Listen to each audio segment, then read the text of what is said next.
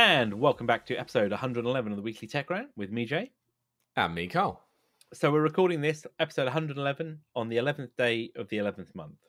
We are, yes. Okay. Not at the 11th hour, but No, that would seem a little bit odd on the Armistice Day of Armistice and Remembrance here in the UK, and I believe is what is Veterans Day in the US.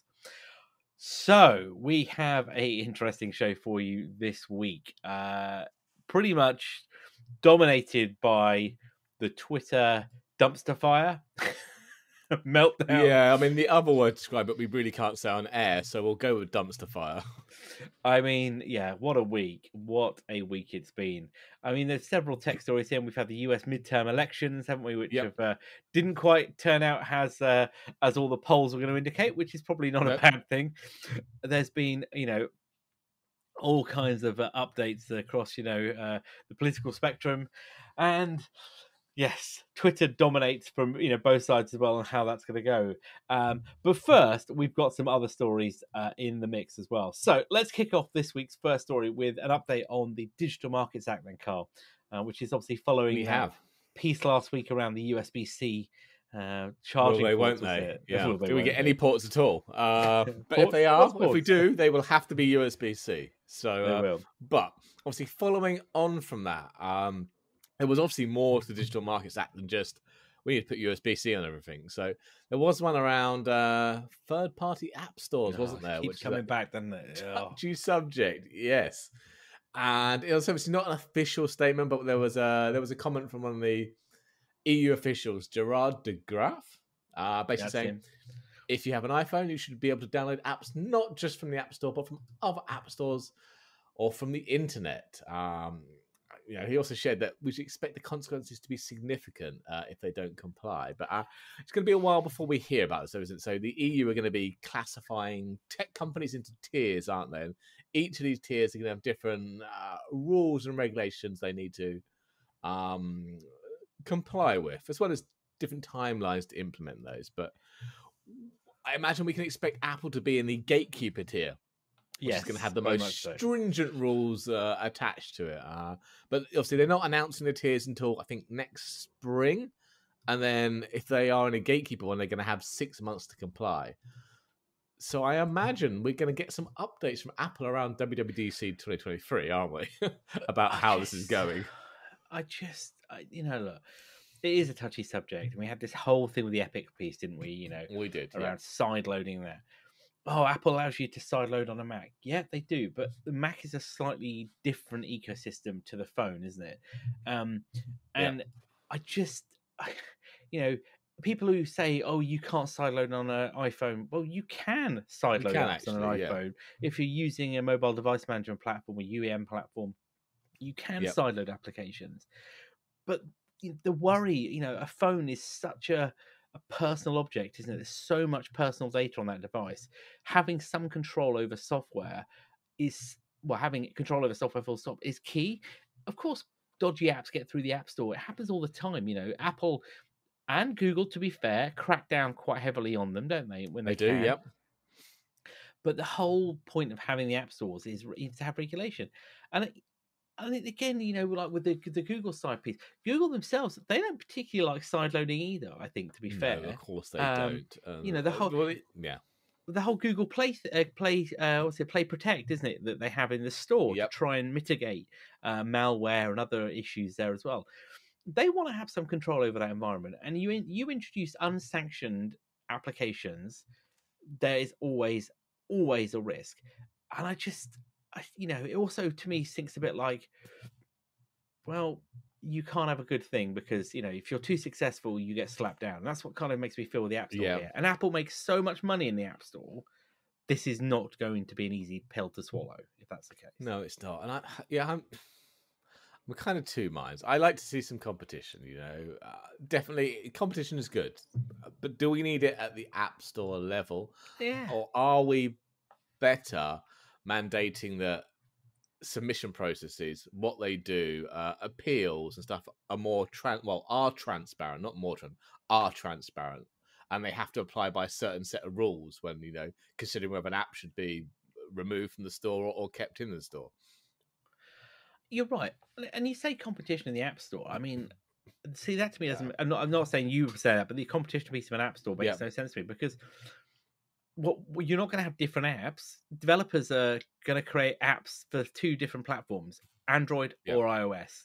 So it's not like you could argue, well, you're going to get more applications in. I don't see how that's going to work, because they're going to want to put them where they're going to get the right, the less less charges, isn't it? And any one of these other app stores, if they come along, are not going to be there for free for all. They're going to have a business model, and they're going to want money from that, aren't they?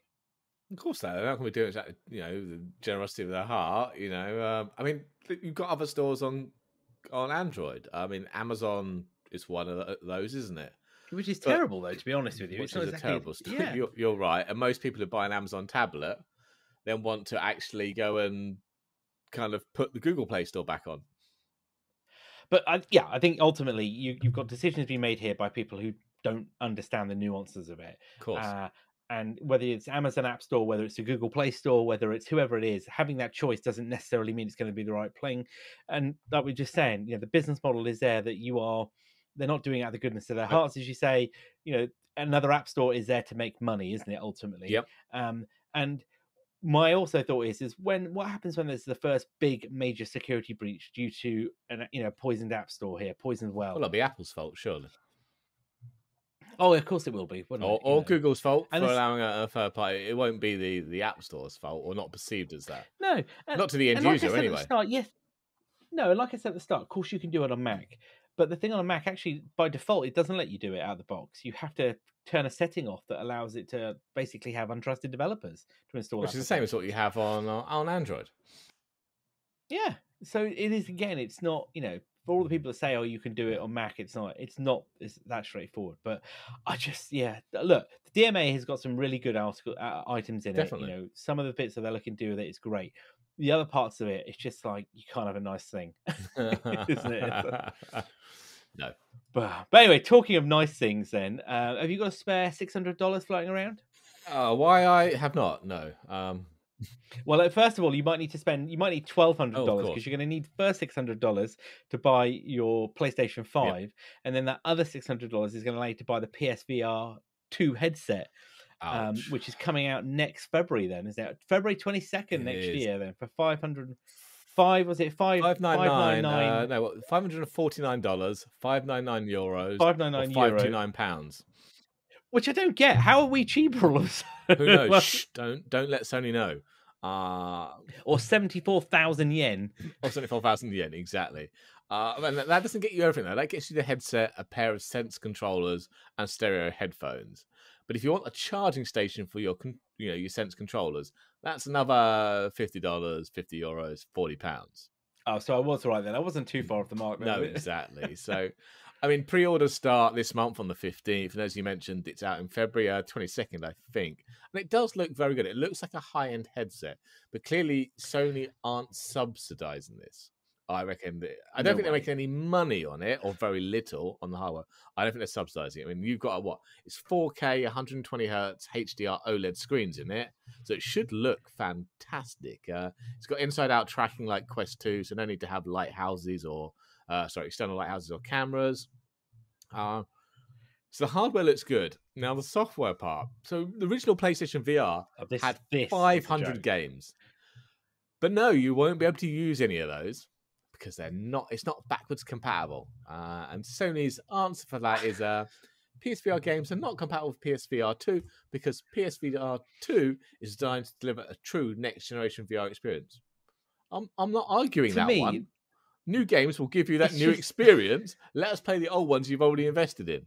Because, But this is Sony, so why am I surprised? It's just a joke, isn't it? It's like, really sorry. Basically, you can't play games because we're deeming the experience is better.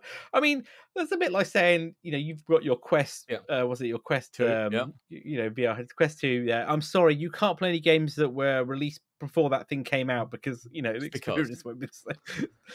What a load of crock! I mean, to me, that just is Sony being Sony. I don't believe for a second there's no reason compatible. Well, have they? No, not at all. I don't believe for a second there's no technological reason why you could not play one of the PlayStation VR games. No, and you know what? You'd probably get a better experience playing it on the PSVR 2 with the PS5 versus the PS4. Of course you would. Yeah, with more horsepower, they can upscale it. It probably runs smoother.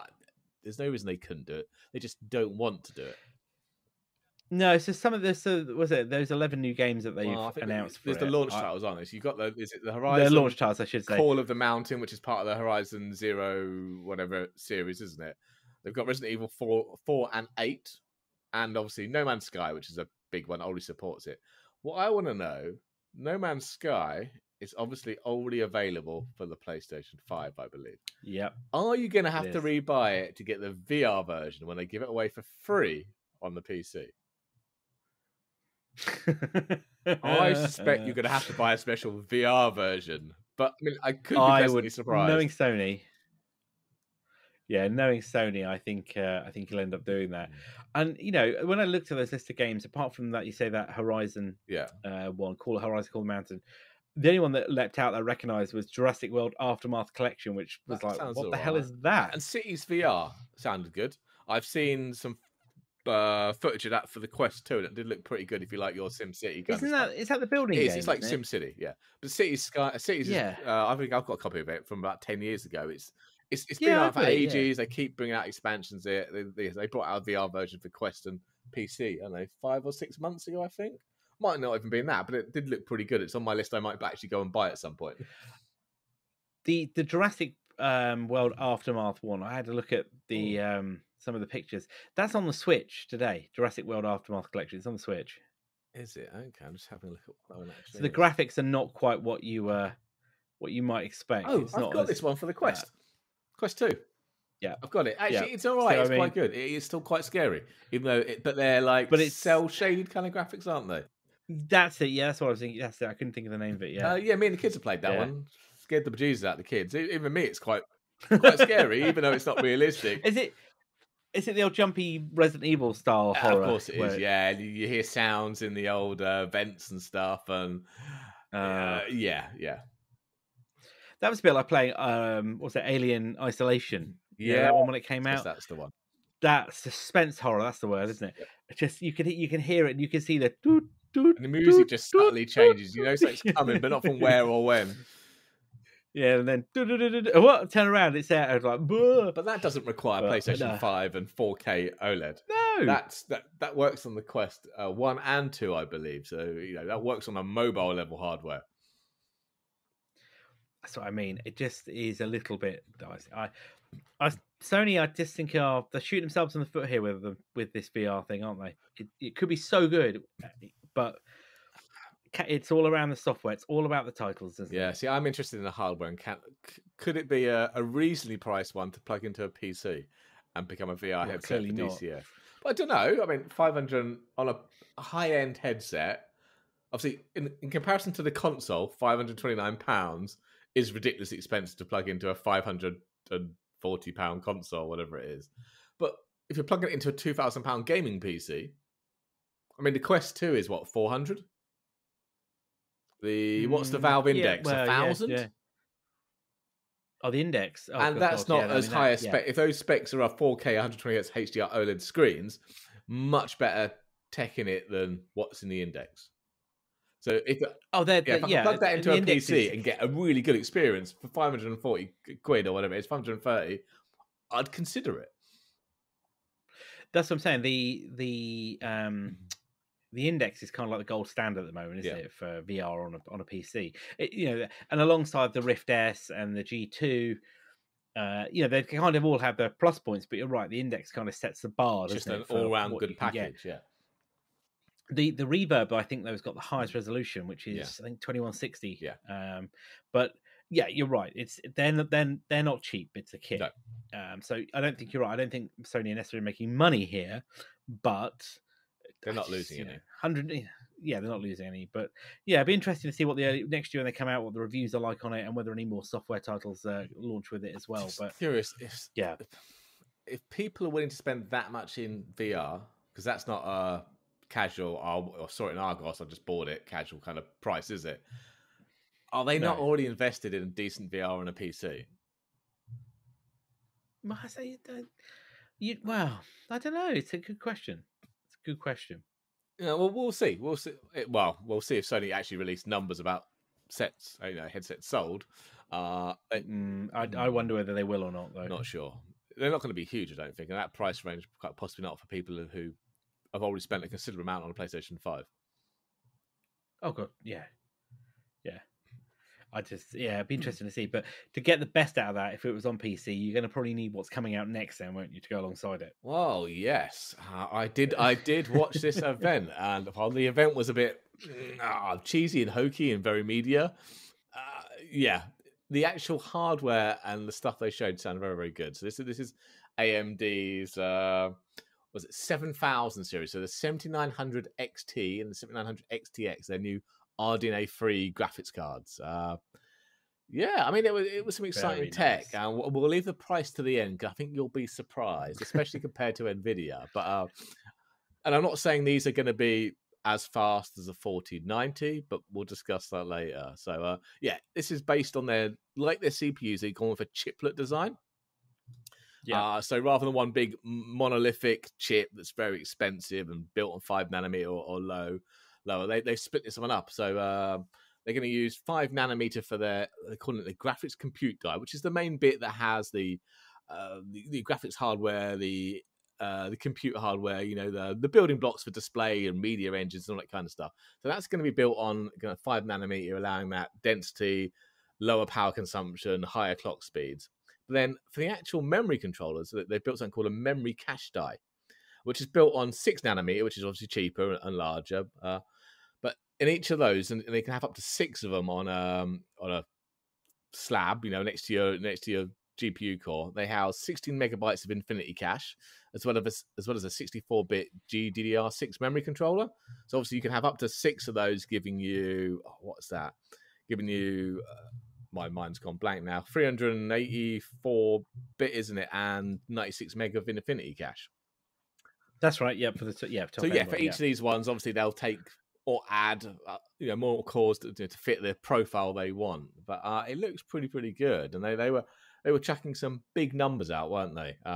Especially around especially around things like the linkage. Obviously, if you have a monolithic chip, you don't have to worry about interconnects. But obviously, now that they've moved the memory controller off the GPU die, they need to connect it. So they've built what they call Infinity Link. There's a theme here. Great, I love the naming. Infinity Link. But apparently, that brings 5.3 terabytes a second of bandwidth. Yes. Now that's crazy. 2.7 times what the old RDNA 2 had for on die, as in because it had a monolithic chip, and it only had 2.7 less bandwidth on the internal bit than this does have externally. So it seems pretty cool tech, and they're going to need it, obviously.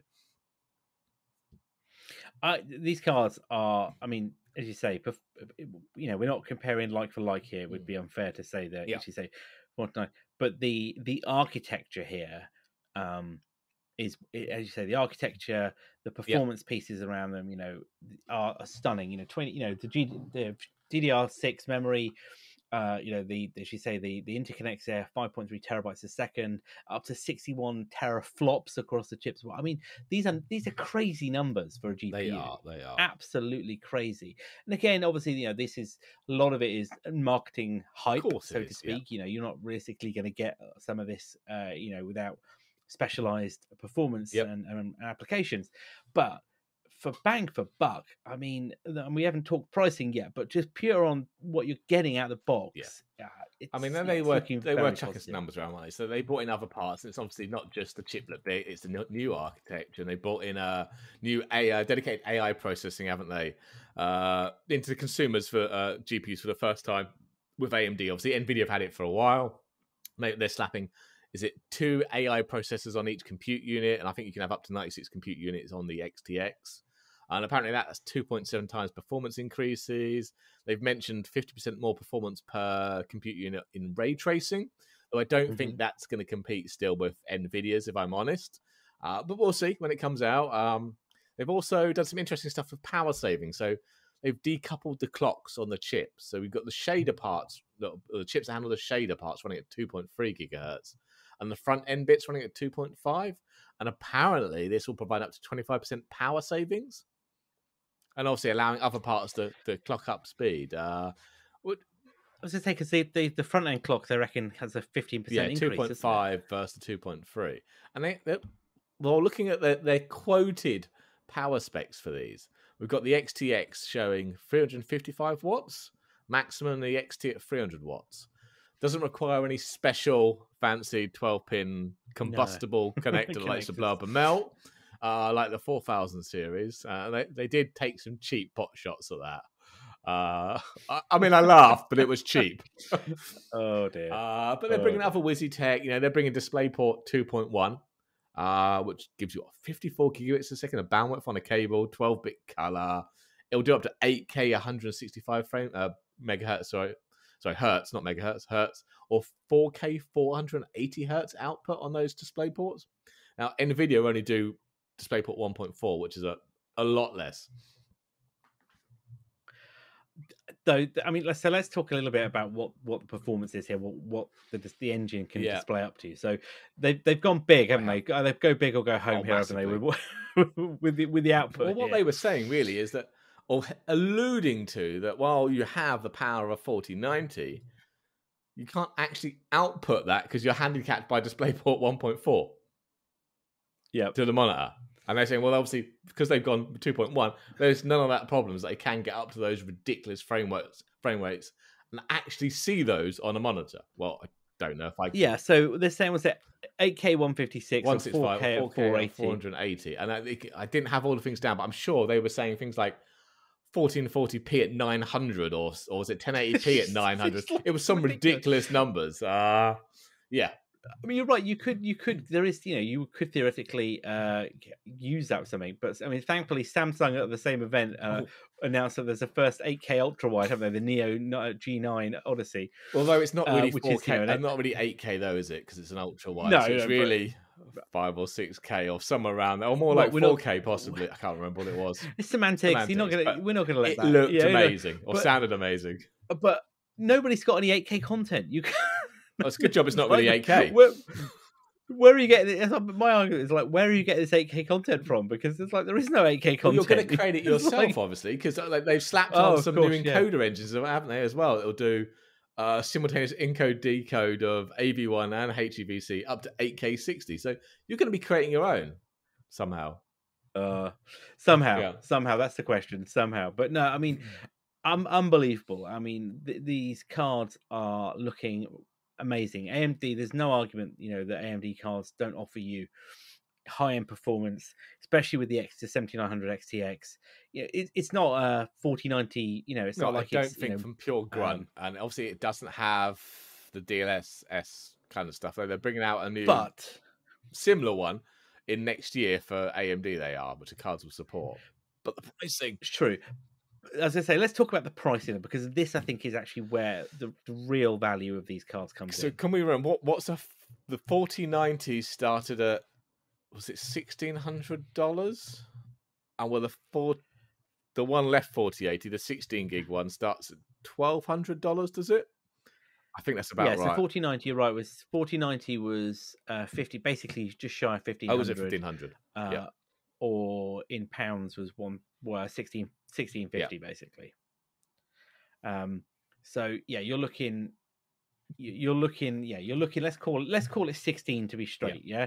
So yeah, entry level 4090 is 1,600 pounds or dollars roughly. So that is a lot. Well, if we go for the lowest 7900 XT, AMD says the retail price is $899. That's $100. So that's their recommended price. That's $100 less than the 6900 XT it's replacing. So they've saved money. And the big bad boy, the XTX, is only coming in at $100 more at $999. Again, $100 less than the 6950 XT, the previous champ. I mean, why wouldn't you want to consider these? Well, they've got more than double the stream processors, which AMD calls it. 2/3 more ROPs, that kind of stuff, higher clocks. Even the low one gives you 20 gigabytes of RAM. Obviously, NVIDIA are still a bit stingy, aren't they? I mean, and the top one gives you 24 gig to match the 4090. Yeah, and uses a lot less power. Exactly. Why would you not? I mean, you're getting close to 4090 performance. Obviously, not all the way, but what you're getting out of that is, you say, if you're coupling it with a AMD CPU as well, and decent RAM, these can't. For the average man in the street, woman in the street, person in the street, this is a good way to go. Because 4090s are great, but it's like having a Ferrari. You've got to maintain that thing. It's always, something's always going to come along and try and knock it off the top, isn't it? Actually, what you want is a GPU that's going to be able to consistently play games at a decent frame rate, but also isn't going to bankrupt you. I think is probably a good way to look at it. Undoubtedly, I don't. Obviously, we're gonna have to wait till I think the 13th of December this has come out, so we're gonna have to wait till December to see the actual benchmarks and see whether it's all mouth or or whether it actually does going to compete. And I say I don't think it's going to hit a 4090, but is the difference going to be $600 or worth $600? There'll be argues either way. Now, I think I would rather save the $600 and put that into a better CPU or more RAM or more storage or something like that. A nice new shiny PCI Express 5 SSD. Now, obviously, we're talking about just pure gaming here. If you start to bring in other things and like stuff that uses CUDA cores, then obviously NVIDIA is going to walk all over AMD there because AMD don't have that equivalent. Of course they are. Well, they do, but they don't have the market support for it like NVIDIA do. No, and like you said, and also like with the DLSS piece as well. Again, they don't have that. They should have it in what's that called? FSR, isn't it? So FSR 3 uses AI stuff for frame generation, but that's not till next year. But we still constantly see more and more developers or talking around the NVIDIA capabilities, isn't it? That just seems to be more of it, that it's just more NVIDIA, which is, I don't know, maybe it's just, their marketing is better. Maybe they've got better deals with developers. But I mean, look, I'll put my cards on the table. I have to say that 7900 XTX is a very attractive GPU. Yeah, we've not seen pricing other than dollars yet, so I don't know. No, and we haven't seen actually any real world performance yet. No. But based on the numbers on the sheet and the indicative pricing, there's more chance of, say, me, for example, going for that than I would be like a 4090. Exactly. Well, in a month we'll know, or probably less than a month, because you'll have the early reviews out. We should have some other pricing, whether it's going to be $999 in UK pounds or even less, or whether it's going to be more like it is for NVIDIA. Yeah, we just have to sit back and wait, don't we? I guess that's all it is now. So whilst we're waiting for AMD to give us the pricing, I guess it's probably a bit of a chance to sit back and, I guess, pull up a chair on the dumpster fire that is Twitter right now. Get a chair, keep yourself warm. Keep yourself warm. Unless you realize, if you've been on Mars. Well, actually, no. If you've been on Mars, you've probably been aware of old Elon Musk. He wants to go to Mars, but Twitter obviously now is under his control. And my God, what the hell has gone wrong? It has been a week of chaos, hasn't it? I don't even know where to start with this. It's chaos. So I mean, let's just talk about. Let's just spit out some of the high level things. So, in the last week or so, we've had verification going from being a thing that nobody could ever get, really, to a thing where you could pay $8 or £7 a month to get a blue tick. That turned up. Now that's disappeared. We've had official tags turn up, disappear. We've had Musk lay off half of the workforce, pretty much, wasn't it? Half the workforce last week. We've also had him talk around today or yesterday that Twitter could be facing bankruptcy. We've asked this talk about it. We'll come back and talk in detail around some of these areas. There's the paywall talk about. Was there a paywall potentially as well? The integrity team have gone. The PR team have gone. And the security team have all walked out as well. And that's just for starters. Absolute chaos. So, I mean, let's start with obviously where do we go the layoffs. Obviously, so I think we alluded to some of it last week that we did, that basically they were waiting for a certain time, and if you had an email go to your personal one, then you didn't have a job anymore. If you had an email go to your work address, then you had a job. Well, obviously that actually happened, and they say they laid off 3,000, 600 or 700 people, half the workforce. They got rid of their ethical AI team, large parts of the security team, and as you said, the ones that had a job, quite a lot of them walked, didn't they? They did. Yeah. We had news that they then actually started calling people saying, "Actually, we actually need you. Could you come back?" Because clearly they couldn't have done any due diligence on who they fired, not in that short a notice. In the last few days, we've had the Chief Information Security Officer walk out, the Chief Privacy Officer walk out, and the Chief Compliance Officer walk out, along with lots of other people at the company walking out, fed up with this crap.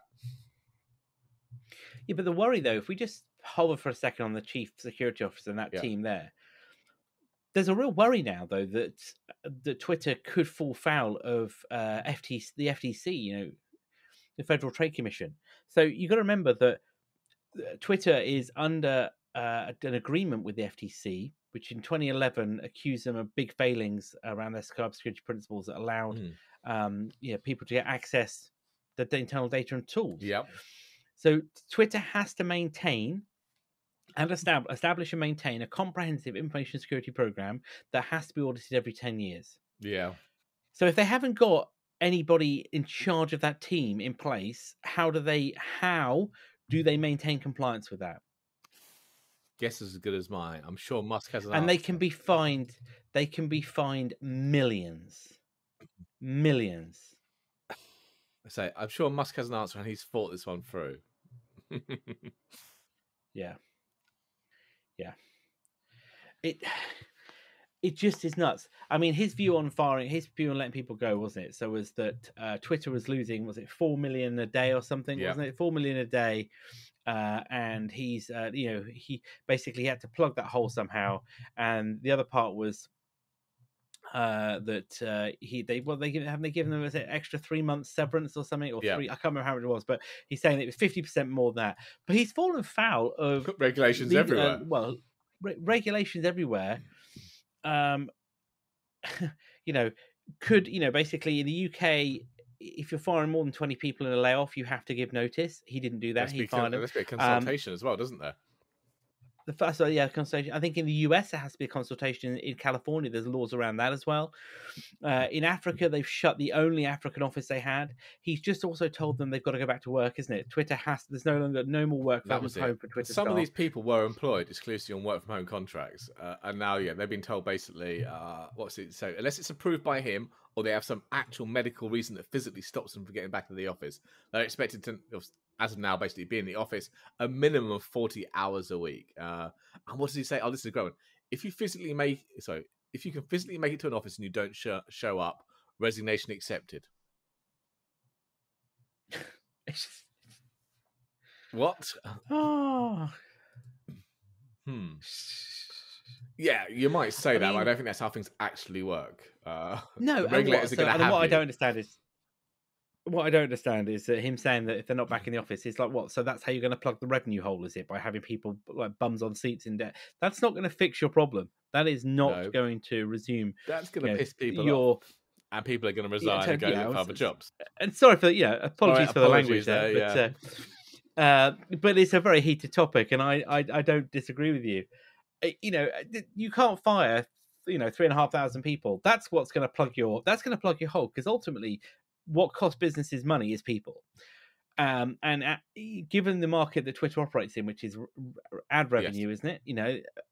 You've only got to look across the Bay Area to Meta, who themselves have now made announcements they're going to cut their workforce by 11,000 people. Again, they're in an ad revenue generating business, aren't they?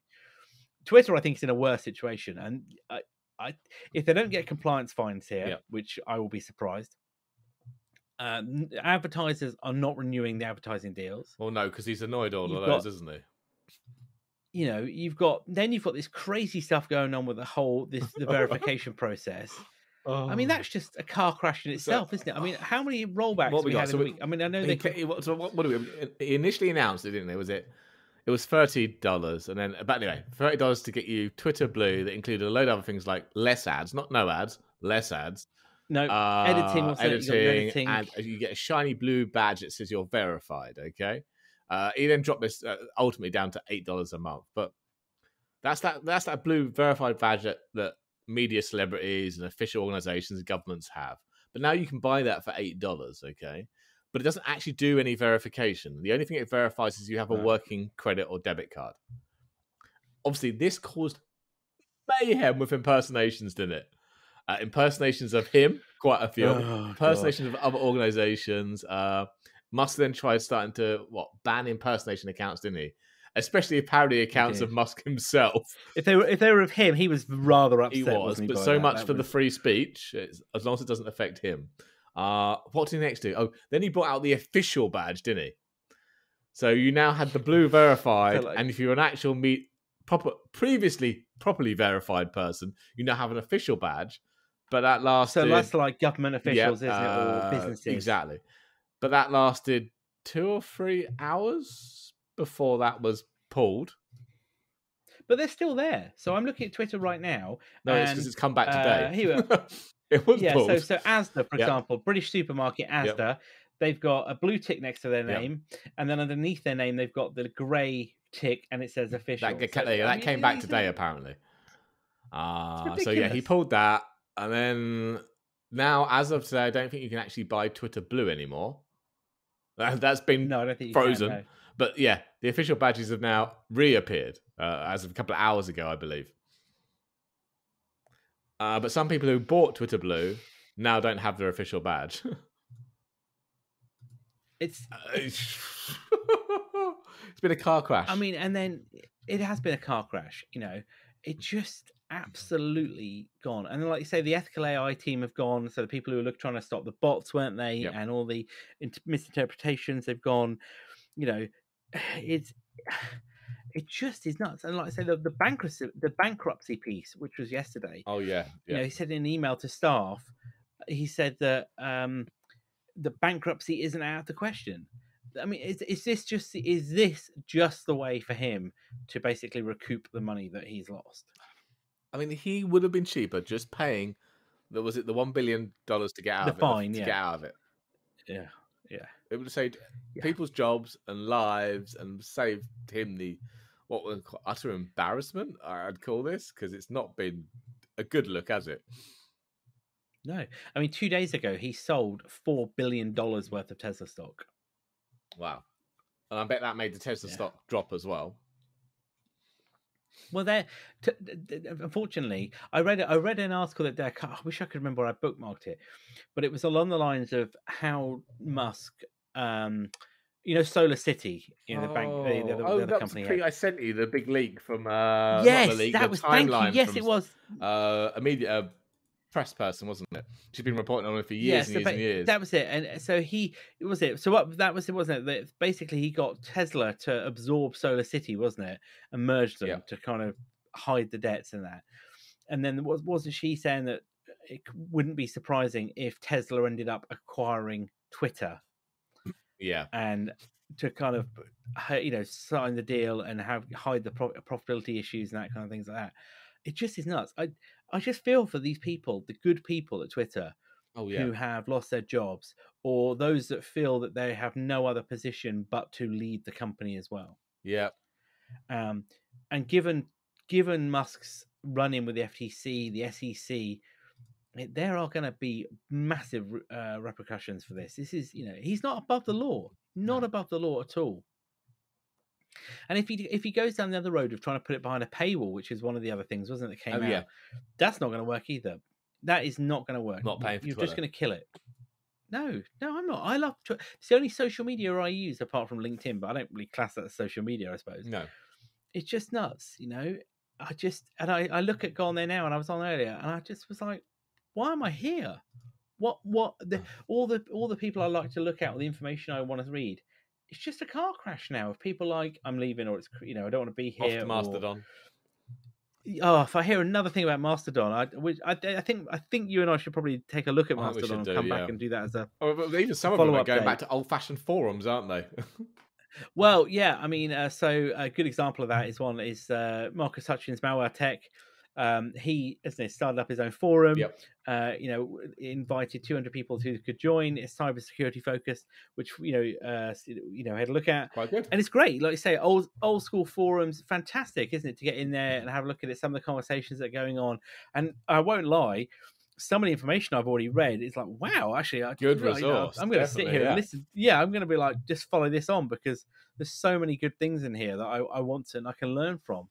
So, yeah, it is a strange time right now, isn't it? Really strange time. There'll be a lot more on this. Just don't know. It is.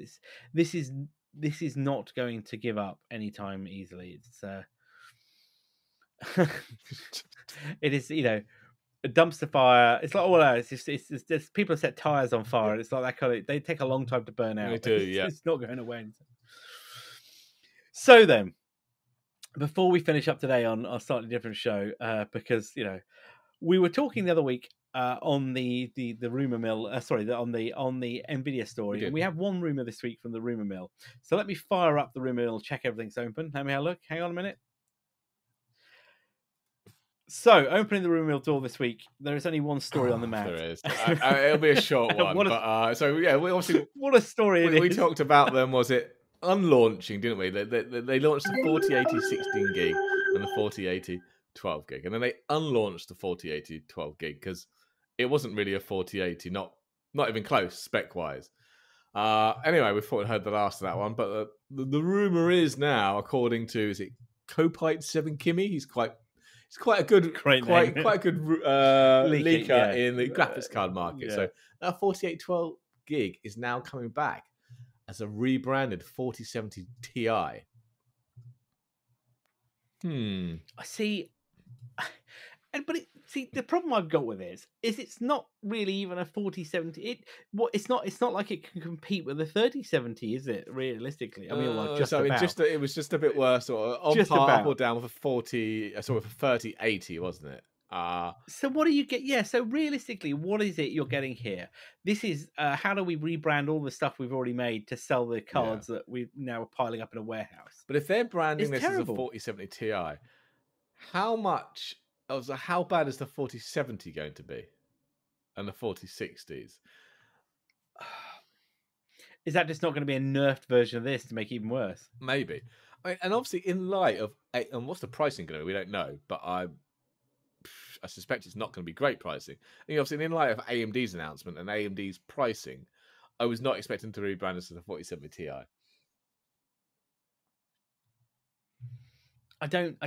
To me, I know we're not running Nvidia. It's not our money, but part of me feels they should have taken this out back and put it down. Considering the pricing and the performance they gave us with the 3000 series.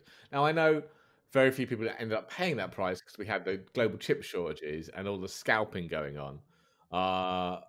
But considering the actual intention of this is the performance we're giving you, this is the price. These are so far apart from that you can only speculate that Nvidia is just going for a money grab here. Of course it is. Pure money grab. And the fact is, the AMD equivalent cards are going to walk all over this. We've already looked at that today. From a performance perspective, anything in the same, should we say, bracket as what this 4070 is supposed to be, AMD they've got it sewn up. So it's from that perspective, you might as well spend your money on the AMD cards. Yeah. If you're gonna drop, let's just say, I don't know, $900, because that's probably where it's going. Yeah, I reckon it's gonna hit $900 for the 4070 Ti, which takes you up to 700 XT, which I think will walk all over it. And you're getting much better for it. It is a very bizarre place right now for them with this card, and they should have just walked away. They should have admitted the mistake. 4060 and revised your pricing or done something. Or revise the pricing, because ultimately, if you label it right, somebody's going to buy it. If you make it cheap enough, somebody's going to buy it. Of course they are. But don't try and flog it as something that it's not. And the power, don't go down that. If they got this problem now, and the reason that AMD have moved to chiplets, AMD have got this problem that the monolithic one is so expensive now because it's so big and it's got so many transistors in it. It's just ridiculously expensive for the performance it gives. And that could be the issue here, isn't it? Yeah. So maybe this will be the round that AMD actually wins. It could be it. It could be it. If Nvidia, I mean, unless Nvidia do the smart thing and drop the pricing massively to just get them, just to sell the cards, and then they'll be making a loss. But I think this is across the line. I think maybe those chips have got so expensive that, if they start dropping it, they'll be making a loss on everything. And there's not a lot of margins in graphics cards. No, of course there isn't. Of course there isn't. It's it's. I don't know. I mean, the other problem is, what about the super naming? So where's that gone? We've not had super for a while, though, have we? No, the 2000 series. The 20 series had super. Because you've got a 2070 and super, haven't you? Yeah. Yeah, which is supposedly better than a TI, isn't it? Is it? I just thought it was a different name for a TI. Or is it on par with a TI? I think it's just a different name for a TI, isn't it? Because they didn't have a 2070 TI, did they? They had a 2070 and a 2070 Super, I think. Yeah, and before that, we used to have all of the Titan cards, didn't we? And those kind of stuff as well. Yeah. Yeah, I don't know. I can't just help but believe that Nvidia have just really messed up here, and they're just it's gonna get worse, because if they try and again rebrand it as a TI card, that sets the bar that actually, well, it's better than a standard 4070 then. Yeah. So what are we going to get for the 4070? You know? Exactly. That's it. Are we going to get lower bin chips? Is that what's going to happen? Are they going to be, the same chip but bin? Because I mean, the 4070 Ti, 4080 12 gig 4070 Ti already has the memory, the 192-bit bus from a 3060. I don't know. I'm going to be very interested to see performance stuff and actual reviews and see how it compares to AMD's. As you say, this is a rumor at the moment. There isn't anything yet to suggest this is where they're going. But as you say, Kopite 7 Kimi has been reasonably accurate in the past, hasn't he? Yeah. So they have. They have, whoever they are. And I think they were said January, wasn't it? Next year? Yes, potentially launch in January. Yeah. Plenty of tough time to get new boxes printed. Again. Well then, on that point, that's probably a good place for us to wrap up today as we hang our heads in shame around the despair of what Twitter has become. Who knows? It may come out, the other side, but I think for the foreseeable future, it is going to get worse. But we're still on Twitter, and you can find us there at Weekly Tech Rant. We're still knocking around. Are we verified? And we're also... Well, not yet. Shh. We also are, of course, you can find us at techrant.online for all of our show notes and other information. And you can get Weekly Tech Rant wherever you get your podcasts. I couldn't think for a second where you get podcasts from, but all of the usual places. So if you like us, drop us a comment, tell your friends about us, and we'll be back next week with episode 112 with all of the latest tech stories from the week. I've been Jay. I've been Carl. Have a good evening, all.